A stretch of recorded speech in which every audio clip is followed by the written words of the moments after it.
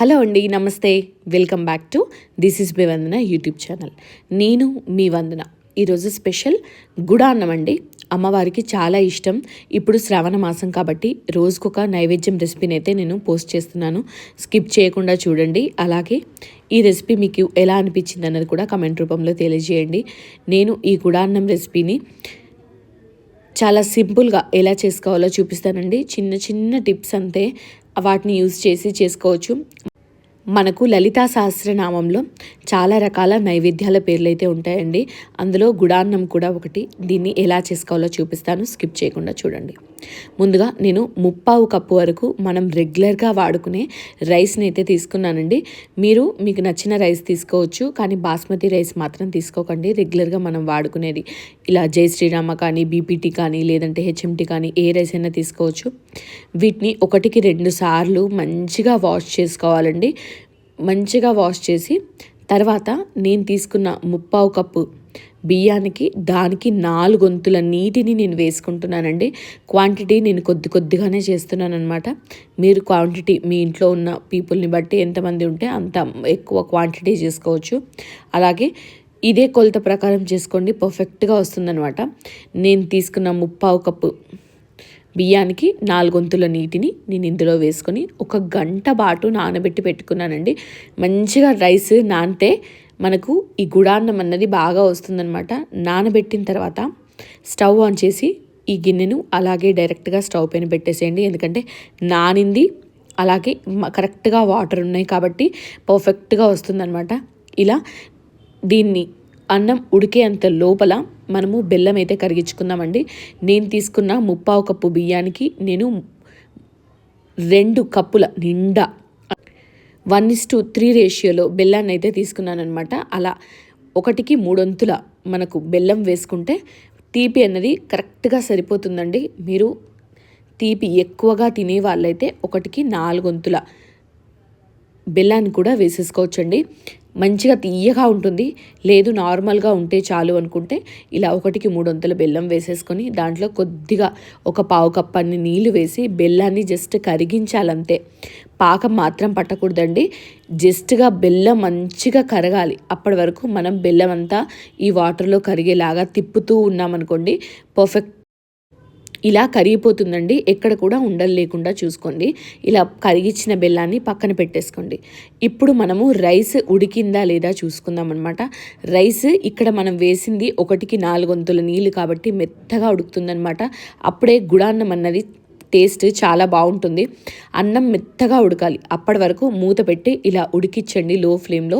చూసారా, ఇప్పుడు ఒక 10-15 నిమిషాల తర్వాత మనకు అన్నం అన్నది చాలా సాఫ్ట్గా అవుతుందండి. అప్పుడు మనము అదే స్పూన్ పెట్టి ఇలా కాస్త ప్రెస్ చేస్తే చాలు, కొంచెం ఇంకా మెత్తగా అవుతుందన్నమాట, సాఫ్ట్నెస్ రావడం కోసం.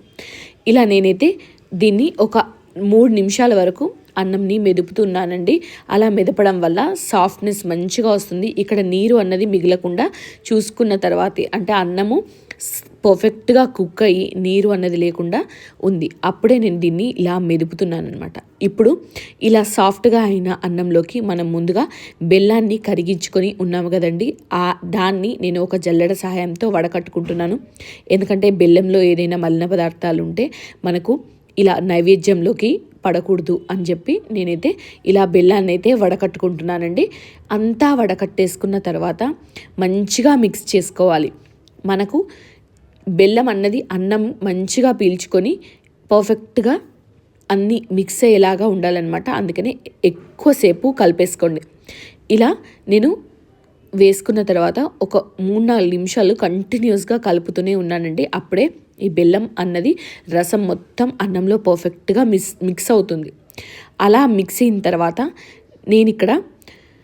నేను తీసుకున్న 3/4 కప్పు రైస్కి అదే కొలతతో 3/4 కప్పుగా నెయ్యినైతే వేసుకుంటున్నానండి. అది కూడా విడతల వారీగా వేసుకోవాలి. అంతా ఒక్కసారి మాత్రం వేసుకోకూడదు.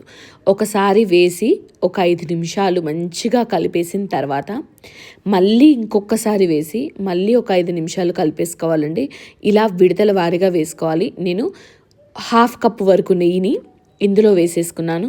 మిగిలిన పావు కప్పు ఏదైతే ఉంటుందో దాన్ని ఇందులో నట్స్ వేయించడానికి యూజ్ చేశానండి. ఇలా అంతా వేసేసి ఇంకాసేపు ఇలా కలిపితే మనకు సాఫ్ట్ టెక్స్చర్ వస్తుంది, అలాగే క్రీమీ టెక్స్చర్ కూడా మంచిగా వస్తుందండి. అందుకే నెయ్యి వేసిన తర్వాత మంచిగా కలపాలి. కన్సిస్టెన్సీ చూసారా, ఇలా ఉండాలి. ఒకవేళ మీరు ఇక్కడే గట్టిగా చేసేస్తారనుకోండి, చల్లబడిన తర్వాత మరీ గట్టిగా అయిపోతుందండి. అలా కాకుండా కన్సిస్టెన్సీ ఇలా ఉన్నప్పుడే మనం నెయ్యి అన్నది వేసుకొని మంచిగా మిక్స్ చేసేయాలి. ఇప్పుడు నేను నట్స్ని వేయించుకుంటున్నానండి మిగిలిన నెయ్యిలో. అదే నెయ్యిలోకి నేను ఇక్కడ కాజు అలాగే బాదం రెండింటిని కూడా వేసి వేయించేసుకుంటున్నాను. ఇవి మంచిగా వేగిన తర్వాత తీసి మనము బెల్లం అలాగే అన్నం కలిపి గుడాన్నం చేసాం కదా, దాంట్లో వేసుకుంటున్నానండి నెయ్యితో పాటుగా. అందులో వేసేసి ఇంకొక 5 నిమిషాలు కలిపి దీంట్లోకి నేను కొద్దిగా యాలకుల పొడిని వేసుకుంటున్నాను. నైవేద్యంగా సమర్పించేటప్పుడు పచ్చకర్పూరం అయితే వేయాలండి. ఇక్కడ నా దగ్గర పచ్చకర్పూరం లేదు, అందుకని నేనైతే స్కిప్ చేశాను. మీ దగ్గర ఉంటే ఖచ్చితంగా నైవేద్యం చేసేటప్పుడు పచ్చకర్పూరం అన్నది వేయాలి. వేసి దేవుడికి నైవేద్యంగా సమర్పించవచ్చు. ఇది చల్లబడిన తర్వాత ఇంకాస్త దగ్గర పడుతుందండి. అందుకే ఇక్కడే మనము స్టవ్ అన్నది కట్టేయాలి. అంతే అండి, సింపుల్గా అలాగే ఈజీగా గుడాన్నం రెసిపీ అయితే చూపించాను. మీకు కనుక నచ్చితే మన వీడియోకి ఒక లైక్ చేసి షేర్ చేయండి. అలాగే మీరు కూడా దేవునికి నైవేద్యంగా సమర్పించాలని నేను కోరుకుంటున్నాను. Thanks for watching. Please subscribe to this is బే వందన యూట్యూబ్ ఛానల్. అలాగే ఈ రెసిపీ మీకు ఎలా అనిపించింది అనేది కూడా నాకు కమెంట్స్ రూపంలో తెలియజేయండి. నచ్చితేనే మన ఛానల్ని సబ్స్క్రైబ్ చేసుకోండి.